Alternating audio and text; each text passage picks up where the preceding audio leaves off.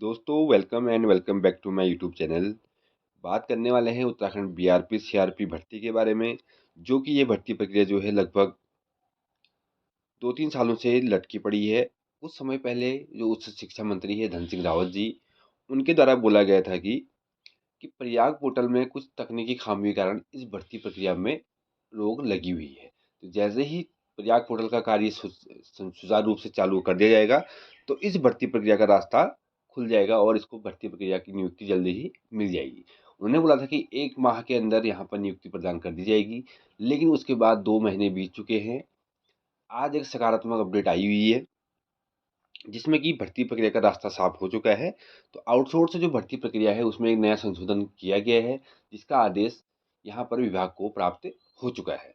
तो यानी कि आपको ये भर्ती प्रक्रिया अब जल्द से आपको देखने को मिल सकती है। यानी कि इसका रिजल्ट जो है, जो अभ्यर्थी जिन्होंने अप्लाई किया है या जो लोग इसके लिए एलिजिबल है, उन लोगों को जल्द से जल्द यहाँ पे नियुक्ति मिलने वाली है। तो आप लोगों के लिए खुशखबरी है। देखते हैं क्या इसमें बोला गया है। बीआरपी सीआरपी के 955 पदों पर भर्ती का रास्ता खुल गया है। शिक्षा विभाग में 10 साल से लटकी 955 ब्लॉक और संकुल संदर्भ भर्ती बीआरपी यानी सीआरपी जो इनका फुल फॉर्म है, शॉर्ट फॉर्म है, की भर्ती का रास्ता आखिरकार खुल गया है। गुरुवार को महानिदेशक शिक्षा झरना कमठान ने बताया कि सरकार ने प्रयाग पोर्टल के जरिए आउटसोर्स नियुक्तियों में मेरिट को भी शामिल करने का प्रावधान किया गया है।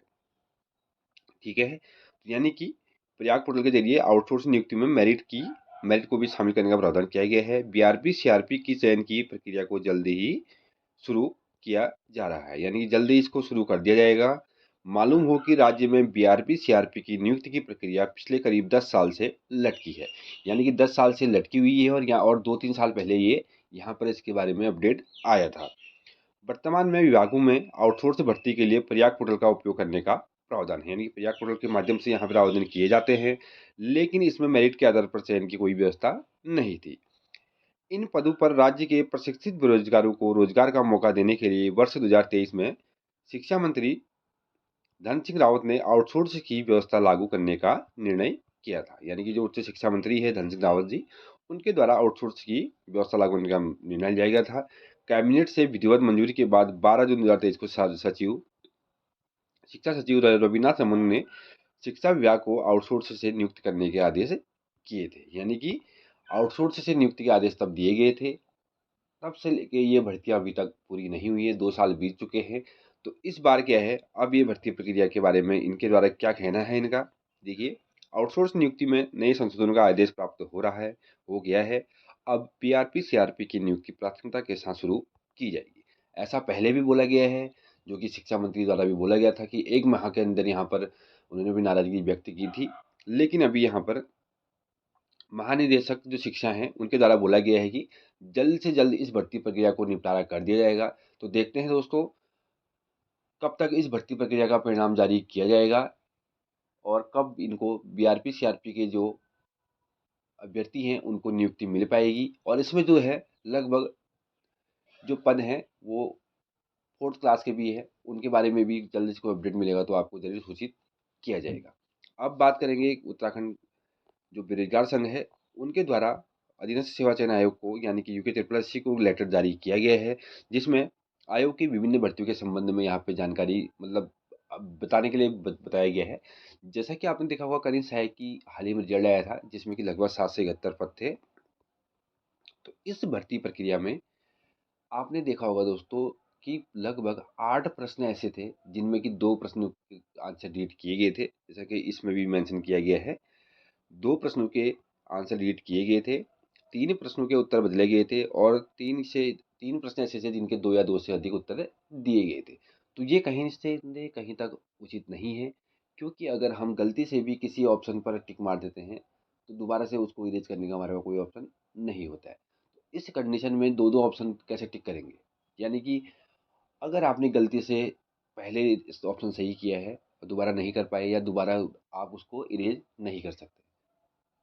तो ये चीज़ें कहीं न कहीं आयोग की बहुत बड़ी गलतियाँ हैं। तो इन बारे में और एलटी भर्ती प्रक्रिया के बारे में और आयोग की जो छोटी-छोटी गलतियाँ हैं उनके बारे में बेरोज़गार संघ ने आयोग को लेटर लिखा हुआ है, जिसमें कि इन खामियों को जल्द से जल्द दूर करने की बात की गई है।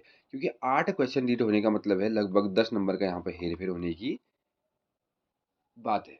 10 या 10 से 11 12 नंबर भी हो सकता है, क्योंकि अगर रीड क्वेश्चन होंगे तो उनमें क्या होगा, सबको या तो बोनस मिलेंगे या सबके मार्क्स से कम कर दिए जाएँगे। तो कहीं न कहीं उसमें 8 क्वेश्चन रीड होने का मतलब है 8 तो आपके, अगर आपके 8 नंबर ये बढ़ गए और 2 नंबर आपके माइनस मार्किंग जो पहले कटे हुए थे, अगर आपने सारे अटेंड किए हैं, तो कहीं न कहीं इसमें क्या होगा, 10 नंबर का हेर-फेर होने की उम्मीद है। तो ऐसे में कई अभ्यर्थी ऐसे हैं जो 1-2 नंबर से, जिनके नंबर 69 थे वो कहाँ 65 में आ गए, जिनके 65 नंबर थे वो 70 पार हो पहुँच गए। तो ये एक बहुत बार इसमें देखने को मिला है।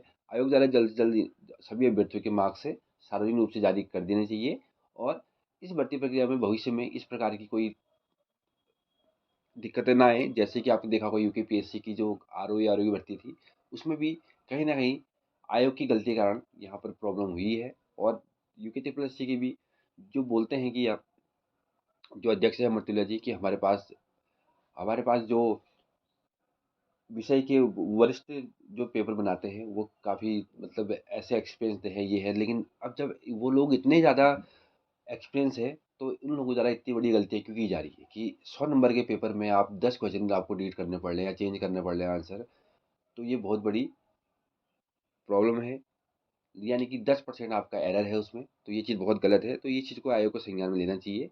इस प्रकार की भर्ती प्रक्रियाओं में जो कि अभ्यर्थियों के साथ खिलवाड़ नहीं करना चाहिए। ये थी दोस्तों आज की लेटेस्ट अपडेट। मिलते हैं अगली वीडियो में। चैनल पे नए हैं तो चैनल से जुड़ जाएं। साथ ही साथ टेलीग्राम चैनल से जुड़ने के लिए डिस्क्रिप्शन में दिया हुआ लिंक का प्रयोग कर सकते हैं। Thank you so much.